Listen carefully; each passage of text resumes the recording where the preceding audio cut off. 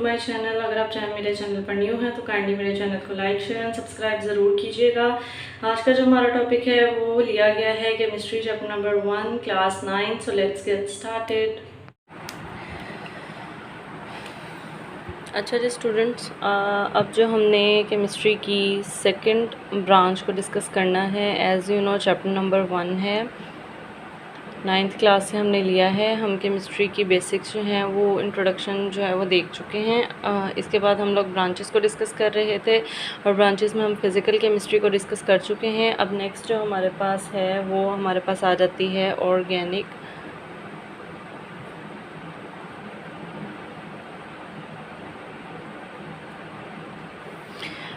Chemistry आ जाती है। Organic chemistry हमारे पास क्या चीज़ है? The study of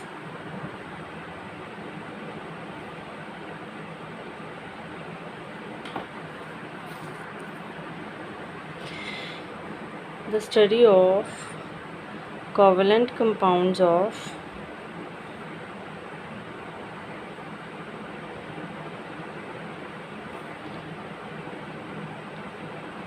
carbon and hydrogen. ठीक है, और कार्बन एंड हाइड्रोजन के कंपाउंड्स को हम लोग कलेक्टिवली हाइड्रो कार्बन्स का नाम भी देते हैं एंड देयर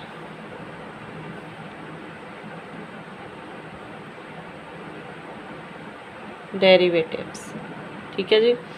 ऑर्गेनिक केमिस्ट्री क्या चीज़ है? The study of covalent compounds of carbon and hydrogen, यानी कि हाइड्रोकार्बन्स एंड देयर डेरिवेटिव्स। ठीक है, ऑर्गेनिक केमिस्ट्री में हम लोग जो हैं वो कार्बन और हाइड्रोजन के कंपाउंड्स और उनके डेरिवेटिव्स को स्टडी करते हैं। ऑर्गेनिक केमिस्ट्री की अगर बैकबोन कहा जाता है तो वो कार्बन को कहा जाता है, यानी कि उसका एक मेजर हिस्सा जो है वो कार्बन से मिलके बना होता है। तो हम लोग जो है ऑर्गेनिक केमिस्ट्री को अगर एग्ज़ाम्पल के तौर पे आप देख लें, या अगर हम ये देखें कि इसकी इम्प्लीमेंटेशन कैसे की जा सकती है, तो या ऑर्गेनिक केमिस्ट्री को हम इम्प्लीमेंट कहाँ पे करते हैं, इसका यूज़ क्या है या इसका स्कोप क्या है। तो इसका जो स्कोप है बेसिकली वो हमारे पास कवर होता है पेट्रोलियम एंड